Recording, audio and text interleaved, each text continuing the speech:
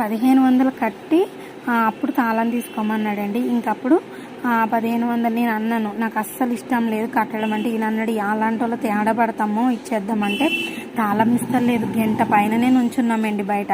సరే అని చెప్పేసి ఇక అప్పుడు 1500 ఫోన్పే చేస్తే అప్పుడు తాళం తెచ్చి ఇచ్చిందండి ఆ అమ్మమ్మ. అయితే నాకు చాలా బాధ అనిపించిందండి. 1500 కదా అక్క అని మీరు అనుకోవచ్చు. మిడిల్ క్లాస్ వాళ్ళకి ఆ 1500 ఎంత ఎక్కువో అది పడ్డ వాళ్ళకి మనకు అర్థం అవుతుంది. కానీ ఒకవేళ మనం కట్టాల్సి ఉంటే ఖచ్చితంగా కడతామండి. 1500 అయినా 3000 కడతాం.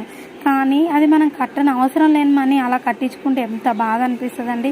ఈయన ఎండలో డెలివరీకి కష్టపడ్డ డబ్బులు అవి అన్యాయంగా తీసుకున్నాడు.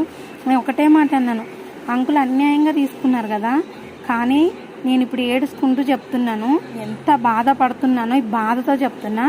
దేవుడు అనేవాడు న్యాయమే చెప్తాడు ఎప్పుడు, కానీ మీకు అతి త్వరలోనే చూపిస్తాడు.